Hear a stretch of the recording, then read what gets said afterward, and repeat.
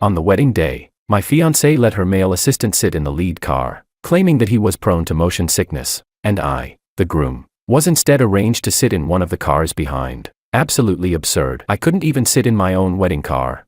My future mother-in-law and future brother-in-law even tried to persuade me. A man should be generous. Don't nitpick over such trivial things, the guests whispered among themselves, while my rivals held up their phones, waiting to capture my humiliation. I let out a cold laugh and walked straight toward the red supercar parked by the roadside. I pulled open the passenger door and sat down. The woman in the driver's seat raised an eyebrow at me. What? Not getting married anymore?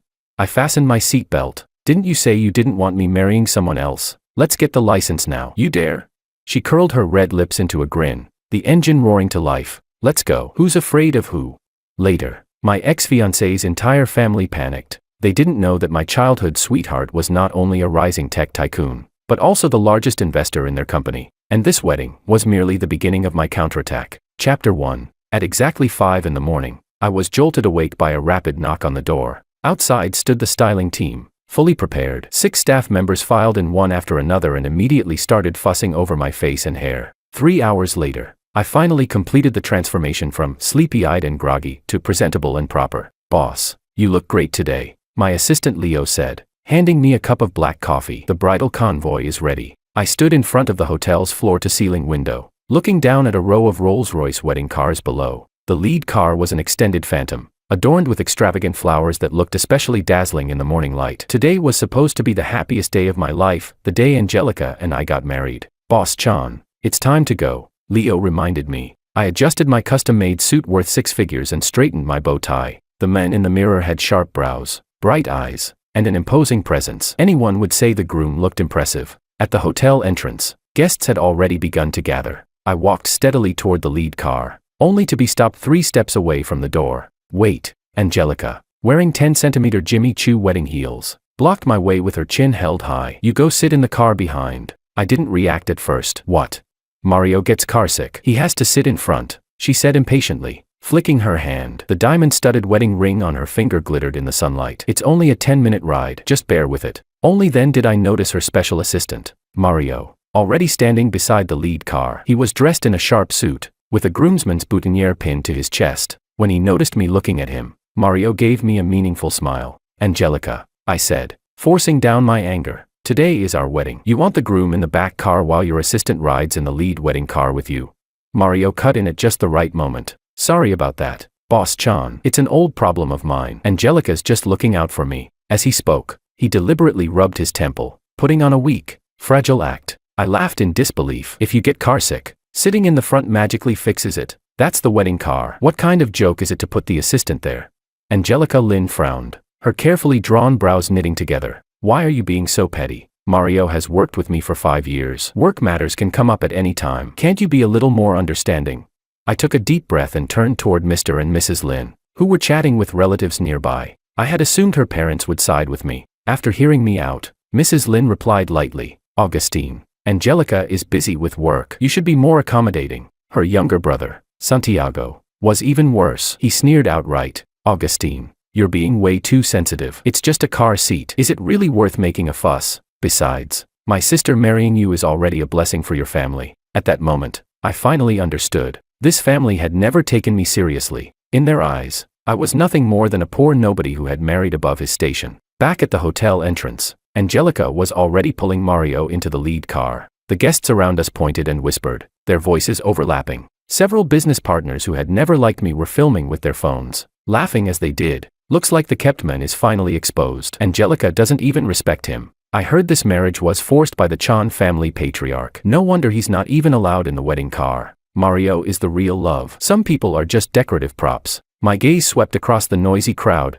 until it stopped on a familiar flash of red across the street. A Ferrari SF90. Its sharp lines gleaming like a gemstone under the sunlight. The fine metallic particles in its paint shimmered softly in the morning light, perfectly mirroring someone's flamboyant yet restrained personality. Chapter 2. That was Susie's car. I could almost picture her in the driver's seat right now, long fingers resting casually on the steering wheel. Nails always painted the boldest, purest red. We'd known each other for so long that I could recognize her car from 300 meters away, and tell her mood just by the sound of the engine. My history with Susie dated back to the days when we were still running around in split-crotch pants. Our families were old friends. She was 3 months younger than me, yet always insisted on acting like the older sister. I still remembered when we were 6. To prove she was braver than me, she jumped off a 2-meter-high slide and ended up breaking her arm. I carried her on my back and ran halfway across the neighborhood to the hospital. She cried in pain the whole way, yet still threatened me not to tell anyone. More than 20 years was enough for 2 snot-nosed kids to grow into adults,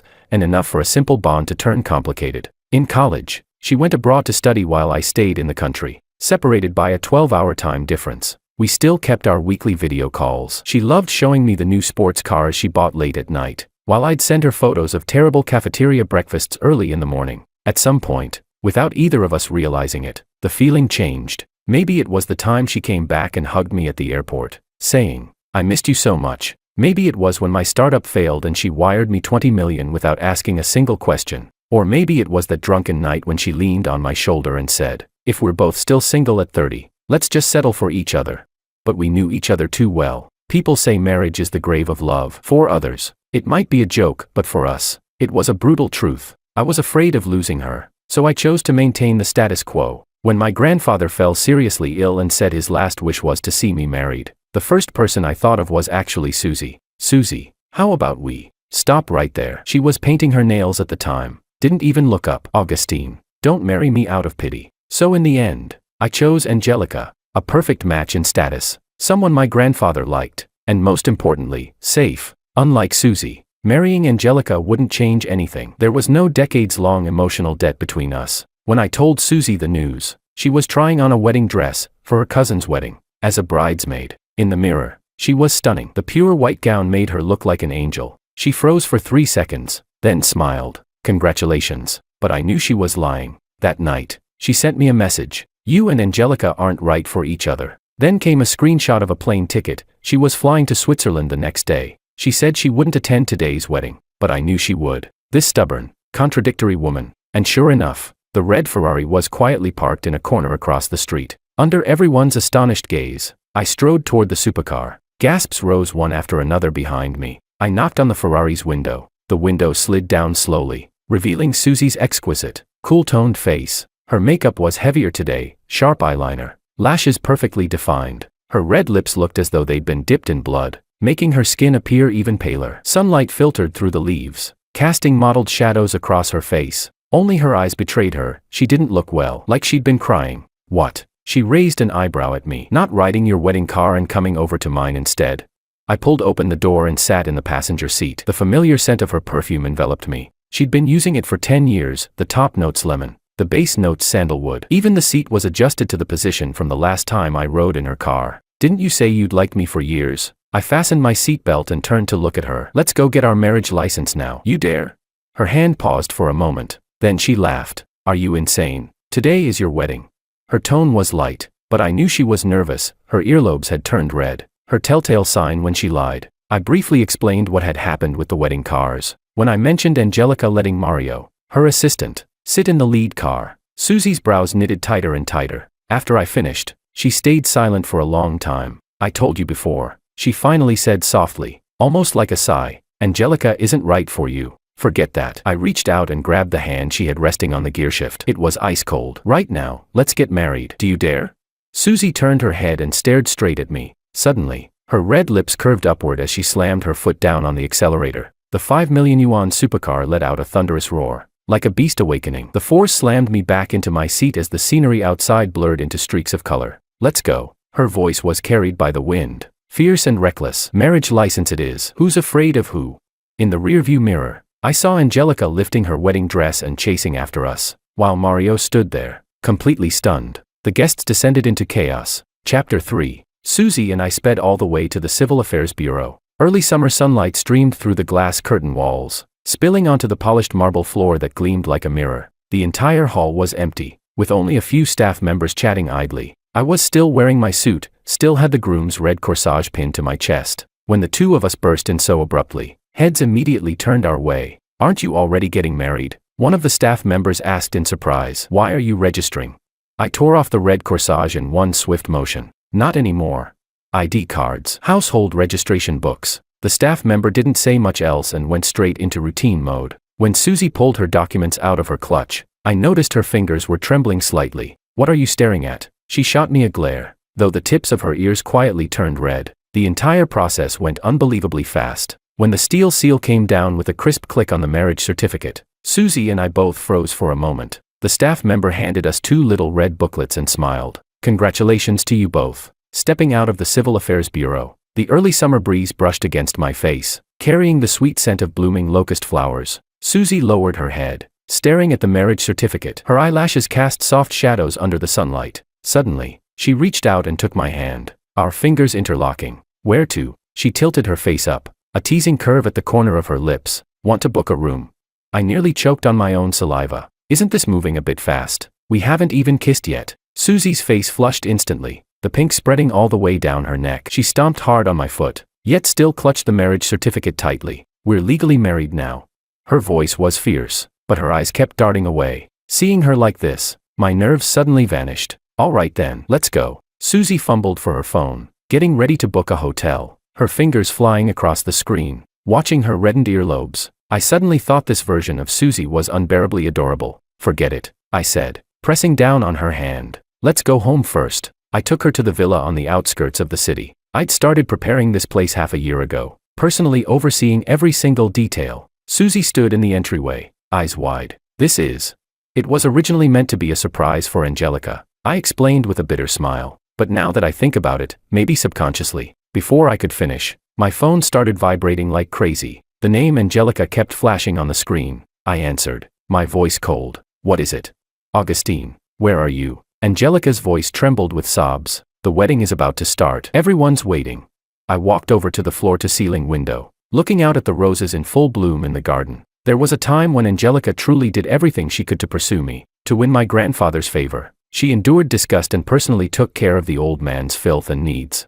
On the bund, she spent a fortune setting off 999 fireworks just to confess to me.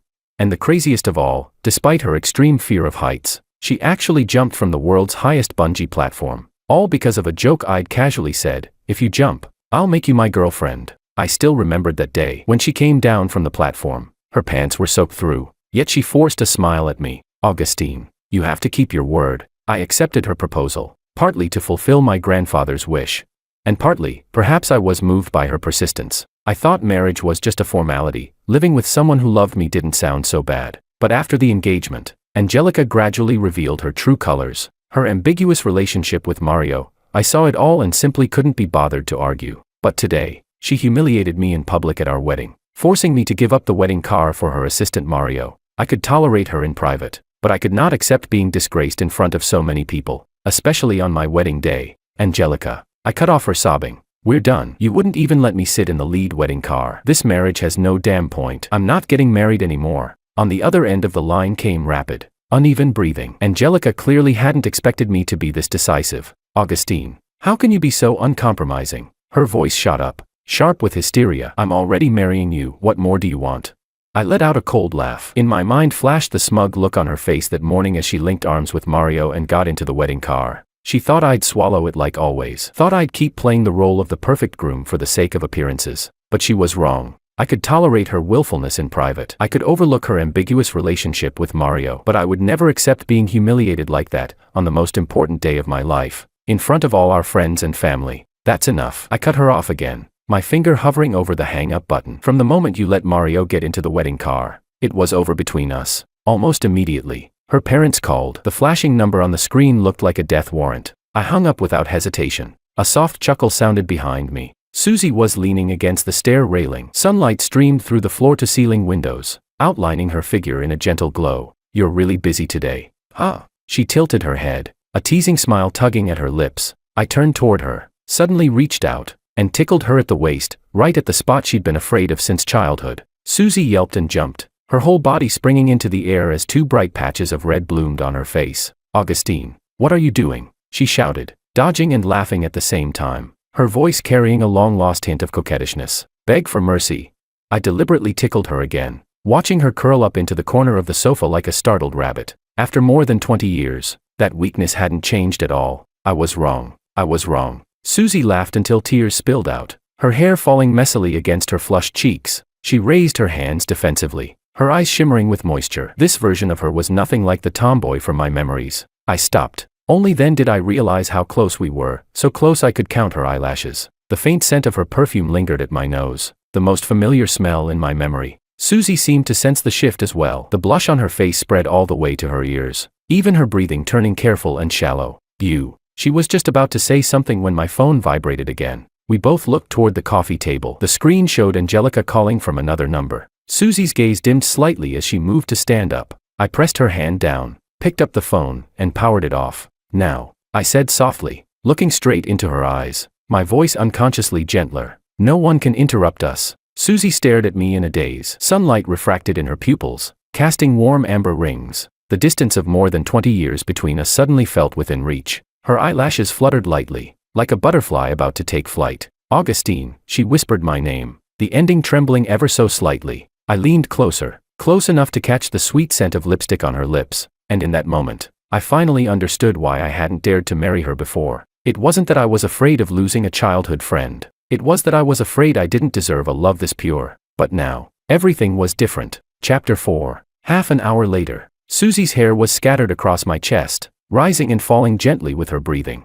carrying a faint scent of shampoo. I looked down at her and found her tracing slow circles over my heart with her fingertips, her lashes casting soft shadows in the moonlight. "Does it hurt?" she asked suddenly, her fingers brushing the bite mark she'd just left on my shoulder. I smiled and shook my head, pulling her closer into my arms. Her skin was warm and smooth, like the finest silk. Neither of us said it out loud, but the earlier awkwardness and tentative exploration had already said everything. Turns out, all these years, we'd both been saving our most precious first time for each other. "Augustine." Susie propped herself up, the moonlight outlining the graceful curve of her shoulders. "You and Angelica, there really wasn't." "There wasn't," I said without hesitation. "Marriage to me was just a task, something I did to fulfill my grandfather's wish." I paused, brushing my fingers over her cheek. "If I couldn't marry you, then marrying anyone else would have been the same." Susie's eyes instantly reddened. She lowered her head and bit down hard on my chest, hard enough to make me suck in a sharp breath. "Bastard." Her voice trembled with a sob. "If you'd said that earlier, I would never have let you marry someone else." I rolled over, pinning her beneath me, and kissed away the tears at the corners of her eyes. Her tears were salty, with a hint of sweetness, like a bottle of wine that had been aged for years. "It's not too late now," I murmured against her lips. This time there was no more hesitation, no more testing the waters. We were making up for 20 lost years. Our kisses fierce, almost desperate with longing. Her body fit mine perfectly, as though it had been made for me from the very beginning. When the peak of pleasure finally crashed over us, Susie cried out my name beside my ear, the sound sending a shiver straight through my heart. Afterward, she curled up in my arms like a well-fed cat. I gently stroked her smooth back, feeling her steady breathing. "Augustine," she said suddenly, laughter in her voice. "What do you think Angelica would do if she knew about us?" "She deserves it." I kissed the top of her head. "From the moment she let Mario get into the wedding car, she should have known this was coming." Susie laughed out loud, her fingers tracing circles over my abs. "So what now? The whole city knows you ditched your wedding." "Good." I tightened my arm around her. "Let them all know that I, Augustine, married Susie, the only woman I've ever loved in 20 years. By noon, Susie lay lazily sprawled across the bed, her fair back still marked with a few suggestive red traces. She stretched, and the silk sheet slipped off her shoulders, revealing a tantalizing glimpse of skin. "Augustine." She rubbed her stomach, her voice soft and playful. "Let's go eat. I'm starving." Only then did I realize that from early morning until now, we hadn't had a single drop of water. Not to mention the intense exercise earlier, it had burned as much energy as running a marathon. Right on cue, my stomach growled in protest, making Susie giggle uncontrollably. In the bathroom, warm water washed away the fatigue clinging to my body. I looked at myself in the mirror. The bite mark Susie left was still visible on my shoulder, and couldn't help smiling. That expensive wedding suit had been tossed casually into the laundry basket. Now, dressed in a simple white t-shirt and casual pants, I felt lighter than I had in a long time. "Hurry up," Susie urged from outside the door. She'd already changed, denim shorts and a camisole, showing off her long legs. She looked nothing like the tomboy from my memories. Once we were in the car, Susie buckled up and tilted her head at me. "So, where are we eating?" I turned the steering wheel, suddenly struck by inspiration. "June Blossom Hotel." Seeing her puzzled look, I explained. "Today was supposed to be my wedding. I booked the entire hotel, spent a fortune on it, would be a waste not to eat there." I regretted the words the moment they left my mouth. The timing was awful, but instead of getting upset, Susie froze for a second, then her eyes lit up, and a sly smile slowly spread across her face. "You really are something else." She laughed, slapping her thigh. "Let's go. Let's go. Perfect chance to see your wedding scene. She pulled out her wallet, suddenly looking very serious. I should give a cash gift. I stared at her in disbelief. A cash gift? Wouldn't that be losing even more money? But Susie mysteriously pulled out a few crumpled bills from a hidden pocket and counted them carefully. 38. Just right. Looking at the pitiful stack of change in her hand, I instantly got what she meant. 38. Isn't that basically an insult? Author's note, 38 is slang for a gossipy, nosy busybody. This crazy girl always manages to be on the same wavelength as me when it comes to things like this. The afterglow of the setting sun streamed through the car window, falling on her smiling profile, and all of a sudden I felt that perhaps it was the shared streak of madness deep in our bones that had brought us to where we are today. Things that look absurd in other people's eyes feel perfectly natural to us. Buckle up, I said as I stepped on the accelerator. The sports car let out a pleasing roar. I'm taking you to our wedding banquet. Susie burst into laughter, leaning forward and back, casually tying her long hair into a ponytail and revealing the smooth curve of her neck. Chapter 5. The crystal chandeliers of June Blossom Hotel lit up the entire ballroom, while the soft wedding march continued looping through the speakers. Susie and I blended in among the guests, watching the absurd scene unfolding on stage. Angelica stood alone beneath the floral arch. The MC was passionately spinning a lie about how the groom had been in a sudden car accident. Puffed. Susie covered her mouth and snickered into my ear. Your ex-fiancée isn't a bad actress. Look at that pitiful little expression. I nudged my sunglasses up slightly and watched Angelica fidget on stage. She kept glancing anxiously toward the entrance of the ballroom, fingers with carefully manicured nails clenched tightly around the bouquet. Her expensive wedding gown shimmered under the lights. The MC went on and on, praising the groom's loyalty and devotion to love, so much so that I nearly sprayed out the champagne I'd just taken a sip of. I can't watch this anymore. I took off my sunglasses and stood up, ignoring Susie's surprised look. Wait for me here. Weaving through the clinking glasses and chatting guests, I strode straight toward the stage. The room gradually fell silent. Someone recognized me and sucked in a sharp breath. Angelica whipped her head around. Her beautifully made-up face lit up with joy, then quickly shifted to confusion as she noticed my casual outfit. I wasn't in a car accident, I said, taking the microphone from the MC. My voice echoed through the hall. I'm right here. The entire room erupted. Angelica's parents rushed over from the head table. Her mother's shrill voice pierced the air. Augustine, have you lost your mind? Do you have any idea how worried we were? Angelica lifted her skirt and ran toward me, tears welling in her eyes. I knew you wouldn't abandon me. She lowered her voice. Are we getting married or not? Stop messing around. Okay.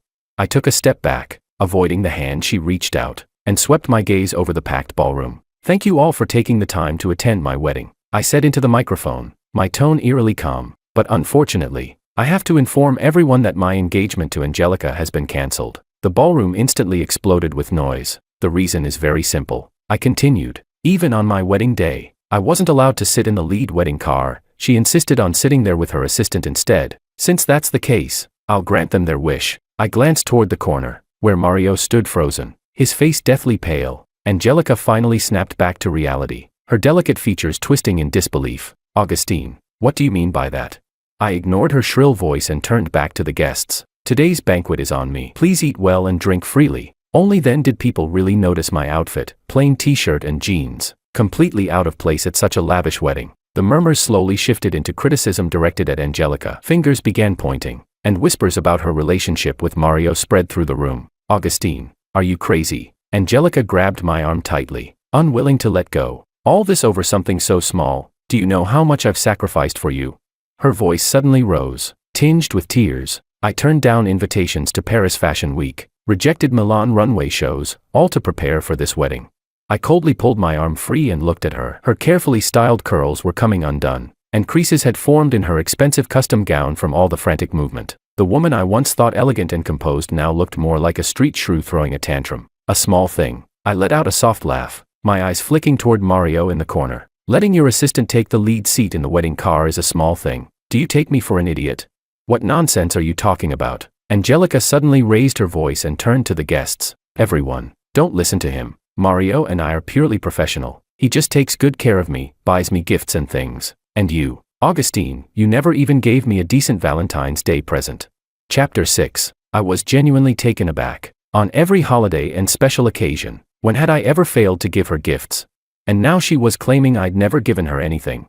I glanced at Mario. His gaze froze for a split second. Under everyone's eyes, he started rubbing his hands nervously. That small gesture only confirmed my suspicion. I spoke slowly and clearly. making sure every word reached everyone present. Last Valentine's Day, I spent 280,000 yuan at auction on that limited edition Hermes crocodile skin bag, and asked Mario to deliver it to you. And on your birthday, I had a Patek Philippe custom made through a friend in Switzerland. Your initials were engraved on the dial. As long as it was a holiday, I never missed a single one. Mario suddenly rushed forward. Angelica, don't listen to his nonsense. Enough already, let's not talk about this.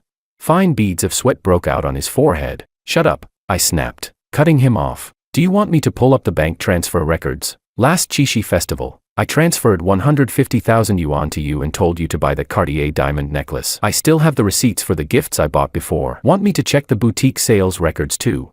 If I'm not mistaken, you pocketed all those gifts yourself, didn't you?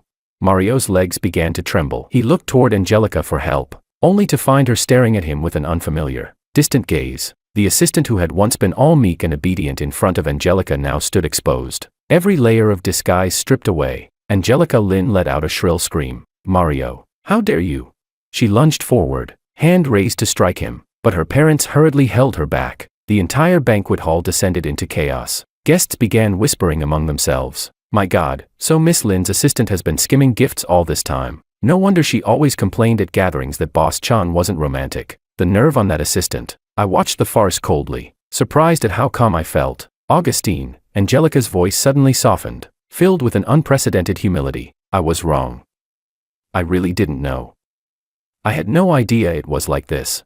Her tears ruined her carefully done makeup. It was all that bastard Mario's fault. I shook my head lightly. It doesn't matter anymore. That single sentence seemed to give her hope. Her eyes lit up. Then can we still get married? Let's pretend today never happened. I promise from now on. I slowly withdrew my hand and pulled out the marriage certificate from the inside pocket of my jacket. It was still warm from my body. The bright red cover was blinding under the lights. The gold-embossed words marriage certificate gleaming sharply. I'm afraid not, I said softly, but the entire hall fell silent. Because I'm already married. Angelica's expression froze completely. Let me introduce her, I said, looking toward Susie in the crowd. She was leaning against the champagne tower, a spectator's smile playing at her lips. This is my wife, I continued, my voice unconsciously gentler. My childhood friend. We just registered our marriage today. I believe Susie and I are far more suited to walk into marriage together. Angelica let out a scream that barely sounded human. She lunged for the marriage certificate, and when she saw the photo of Susie and me printed inside,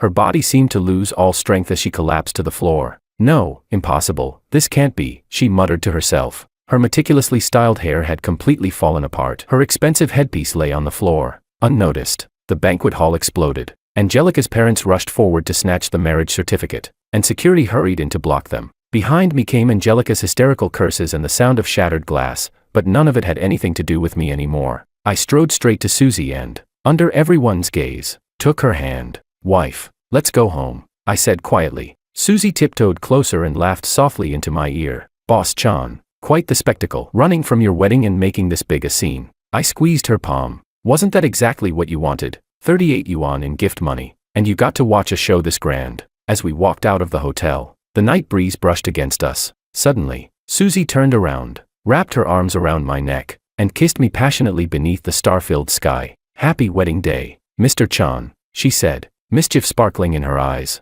Now the whole city knows, the lady of Donghu Bay Villa has changed. I wrapped an arm around her waist, feeling the warmth and reality of her in my arms. At that moment, I found myself grateful for Angelica's stupidity. If not for what she'd done today, I might never have realized that the most beautiful love had always been within my reach. My future was right here, holding my arm as we walked toward the sports car parked by the roadside. Oh, right. Susie suddenly stopped and pulled an exquisite gift box from her bag. A wedding present. I opened it to find a Patek Philippe watch inside. On the back of the dial were engraved our names and today's date. I was originally planning to give it to you at your wedding, she said, blinking slyly. Guess it works even better as a wedding gift now. I burst out laughing and pulled her into my arms. This was my Susie, my childhood friend who never failed to surprise me. And now, she was my wife. Chapter 7. The next day, early morning, I arrived at Angelica's apartment. Standing at the door, looking at a space that had once felt familiar, I now felt nothing but estrangement. The living room was still decorated with remnants from yesterday's wedding. Balloons and streamers drooped lifelessly, like the wreckage of an absurd marriage. Augustine, you heartless bastard. Mrs. Lin's shrill voice rang out from the bedroom. She rushed toward me in her slippers, fury written all over her carefully maintained face. "Our Lin family has treated you well, this is how you repay us." Mr. Lin followed with a dark expression. His robe was wrinkled, clearly the result of a sleepless night. "All because you weren't allowed to sit in the lead wedding car. You're going to destroy the relationship between our two families over something so trivial." I calmly set my suitcase down. The metal wheels made a crisp sound against the floor. The sound seemed to jolt Angelica, who had been hiding in the bedroom. She suddenly shoved the door open and rushed out. She looked terrible, eyes swollen like peaches, her expensive silk nightgown rumpled, hair a tangled mess. She was nothing like the radiant bride from the day before. "Augustine," her voice was hoarse, deliberately softened. "Do you really have to be this heartless?" She tried to move closer, the smell of alcohol from the night before still clinging to her. "I know I was wrong. There's really nothing between Mario and me." I stepped aside, avoiding the hand she reached out, and walked straight into the walk-in closet. My suits were still hanging neatly inside. I pulled my clothes down and tossed them into the suitcase. Movements clean and decisive. "Augustine." Angelica suddenly raised her voice. "Aren't you afraid I'll really end up with Mario?" A calculating glint flashed through her eyes. "I know you still like me, otherwise you wouldn't be this angry." I stopped what I was doing and turned to look at her. In the morning light, the facade she had carefully maintained was completely shattered, leaving only resentment and panic. "Go ahead and be with Mario," I said, pulling a stack of documents from my briefcase. "But you'll probably have to wait a while." I handed the papers to her. "He's suspected of embezzling company funds. My lawyer has already filed a lawsuit." Angelica trembled as she took the documents. When she saw the amount involved, 487 million yuan, her face instantly went deathly pale. Her parents hurried over to look. Mrs. Lin let out a sharp gasp. Angelica had kept insisting that I never gave her gifts. Only now did it become clear just how much money Mario had intercepted and pocketed. "Oh, and one more thing," I continued, my tone as calm as if we were talking about the weather. "The 30 million yuan bride price. Now that the engagement is cancelled, by law it needs to be returned in full." That sentence exploded in the living room like a bomb. Mr. and Mrs. Lin froze on the spot. The documents slipped from Angelica's hands and scattered across the floor. This," Mr. Lin stammered. "Augustine, our families have known each other for so many years." Mrs. Lin suddenly lunged forward and grabbed my arm. "Augustine, that money was already used to buy a house for Xiaojia. For Auntie's sake, haven't I always treated you like my own son?" I gently pried her fingers off and took a step back, putting distance between us. "That has nothing to do with me. If I don't see the money returned within a week, expect a court summons." Angelica suddenly burst into hysterical laughter. "Augustine, you're ruthless." Her laughter was mixed with sobs. "For Susie, you won't even leave a shred of dignity for me." I didn't answer. I simply continued packing my luggage. Chapter 8. The framed photo in the study caught my attention. It was our engagement picture. Angelica was smiling sweetly in a white dress, while I stood beside her, looking more like an outsider than a groom-to-be. I took the frame down and casually tossed it into the trash. That action seemed to trigger Angelica. She rushed over, trying to grab it back. "What are you doing? That's our memory." "Memory?" I let out a cold laugh. "A memory built on lies is worth nothing." After packing the last item, I dragged my suitcase toward the door. Mr. Lin suddenly stepped in front of me. "Augustine, think this through. If you offend the Lin family, you won't have it easy in the business world." I stopped and turned to look at the three of them. In the morning light, the greed and calculation on their faces were impossible to hide. "Uncle Lin," I said calmly, "you might have forgotten, who was it that stepped in to save your company during the crisis 3 years ago? And do I need to remind you who pulled the strings behind the project your company is holding now?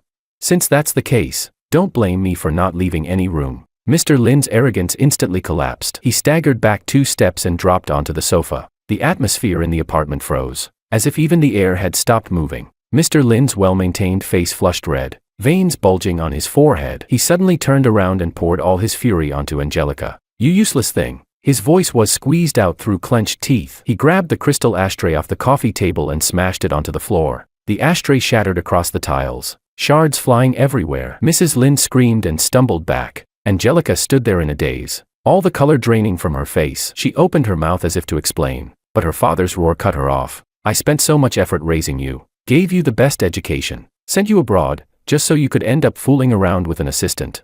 Now look at this, 30 million in bride price to be returned, and that bastard Mario is facing a lawsuit. You've dragged the Lin family's name through the mud." Angelica's younger brother, Santiago, who had been hiding in his room, rushed out as well. He grabbed Angelica by the shoulders and shook her violently. "That 30 million was used to buy my wedding apartment. If it has to be returned, how am I supposed to get married? If my girlfriend's family finds out, they'll definitely call off the engagement." Angelica was shaken so hard she could barely stand. Her carefully styled hair fell messily across her face. Suddenly, she burst into hysterical laughter, the sound edged with something chilling and unhinged. Ha ha ha, now you're all blaming me. She flung her brother's hands away and staggered back a few steps. Who was it whispering in my ear every day that Mario was better than Augustine? Who told me to keep 2 men at once so I could squeeze out more benefits? Mr. Lin's face darkened even further. He raised his hand to strike her, but Mrs. Lin clung to him desperately to stop him. That sentence completely enraged Santiago. The spoiled young heir lunged forward and grabbed Angelica by the hair. You bitch, you screw yourself over and drag me down with you. Ah. Angelica let out a piercing scream. She fought back viciously, her long nails raking straight across her brother's face. Several bloody scratches instantly appeared on Santiago's cheek. He howled in pain. Mr. and Mrs. Lin rushed forward to break them apart, but the two out-of-control siblings knocked them around in the chaos. The living room descended into total mayhem. An invaluable vase toppled and shattered. The expensive leather sofa was torn open, and Mrs. Lin's carefully collected crystal ornaments lay smashed across the floor. I stood by the door, watching the farce coldly. Once upon a time, this family, glossy and respectable on the surface, had seemed perfect in my eyes. Now, every layer of pretense had been ripped away, exposing the ugliness beneath. I said nothing, simply lifted my suitcase. That movement seemed to shatter Angelica's last sliver of hope. The light in her eyes died instantly. Mr. Lin suddenly rushed up to me. Gone was his earlier rage, his face now plastered with a fawning smile. Augustine, look, can we talk this over again? We can return the bride price slowly. Or maybe let Angelica go apologize to you. I looked at him and found it absurd. For money, the Lin family was willing to throw away even their last shred of dignity. Uncle Lin, I said, gently pushing his hand off my shoulder. See you in court. With that, I turned and walked straight toward the elevator without looking back. Behind me came Angelica's hysterical crying, Santiago's furious curses, and Mr. Lin's enraged shouting. As the elevator doors closed, all those sounds were finally sealed outside. Chapter 9. The elevator descended slowly. I watched my own reflection in the mirrored wall. A 3-year relationship had ended in such an absurd way, yet I felt unexpectedly light. Stepping out of the apartment building, the early summer sunlight fell warmly on my shoulders. I took a deep breath. The air smelled of flowers and greenery, not the suffocating heaviness of that apartment just moments ago. My phone vibrated right on cue. A message from Susie popped up. Done yet? I've prepared a surprise for you at Donghue. I couldn't help smiling as I replied. On my way. Please don't tell me you replaced all my suits with casual wear again. She replied instantly with a tongue-out emoji, followed by another message. What's in the closet is way more exciting than that. The ornate iron gates of the Donghue villa slowly opened. As my sports car rolled into the private driveway, the setting sun wrapped the entire lakeside villa in a golden glow. Through the floor-to-ceiling windows, I saw Susie barefoot on the Italian-imported cashmere rug, holding up a champagne glass toward me. After parking, I took the steps 2 at a time. The fingerprint lock clicked open. The moment I pushed the door inside, the scent of roses enveloped me. Red roses airlifted from Ecuador filled the living room. Every bloom opened to perfection. Welcome home, Mr. Chan. Susie leaned against the spiral staircase, wearing nothing but one of my white dress shirts. The hem barely reached the tops of her thighs. She swirled the champagne in her hand, the amber liquid rippling seductively in the crystal glass. I loosened my tie, my Adam's apple bobbing unconsciously. This is the surprise you mentioned. Why the rush? She blinked mischievously, cherry red nails pointing upstairs. There's a much bigger surprise in the master bedroom. I practically ran up to the 2nd floor, pushing open the walnut door. The first thing I saw was the king-size wedding bed. Wait, why were the sheets such a loud, scandalous yellow? Before I could process that, my attention was completely seized by what stood in the corner. Half of what used to be my walk-in closet had been transformed into a display that made my blood heat instantly. More than a dozen outfits in different styles hung neatly in garment covers, glowing subtly under soft spotlights. Like it. Susie appeared behind me without a sound, her warm breath brushing my ear. Flight attendant, nurse, police officer, student look, oh, and your favorite, office lady, she deliberately added in a syrupy voice. Each set comes with matching stockings. I turned and pinned her against the closet door, my fingers tracing the faint curve of her waist beneath the shirt. Susie, you're playing with fire. Oh please, don't pretend. Isn't this exactly what men like?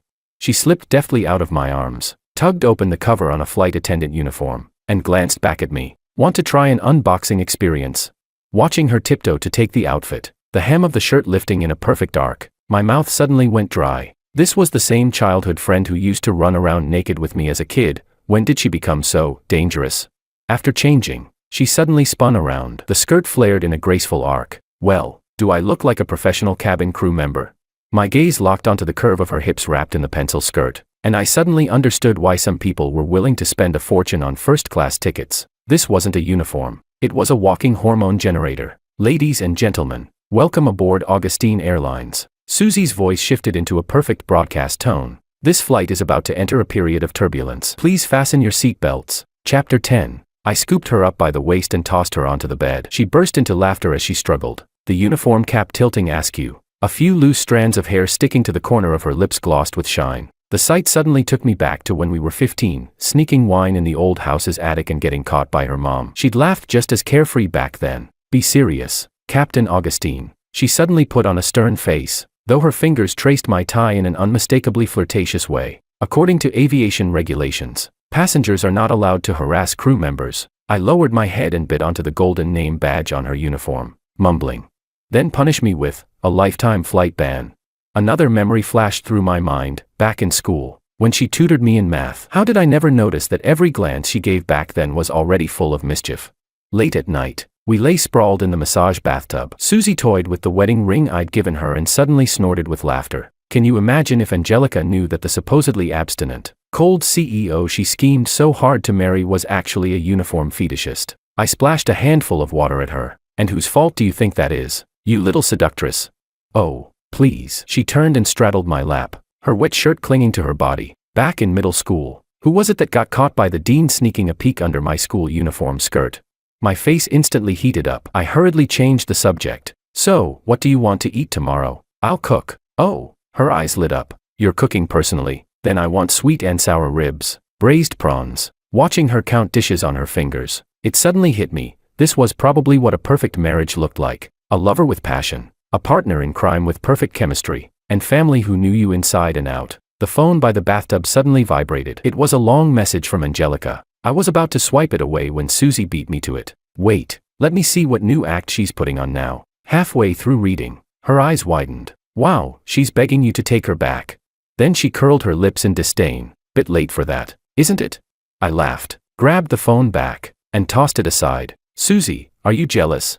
Jealous? She suddenly stood up in the water, splashing everywhere. Just wait. I'm going to change into the nurse outfit right now, guaranteed to wipe every other woman right out of your mind. Watching her bare feet disappear toward the walk-in closet, I leaned back against the tub and laughed silently. Outside the floor-to-ceiling windows, the night waves of East Lake shimmered with moonlight like scattered silver. This was the life I wanted. Wine, moonlight, and someone willing to be crazy with me for a lifetime.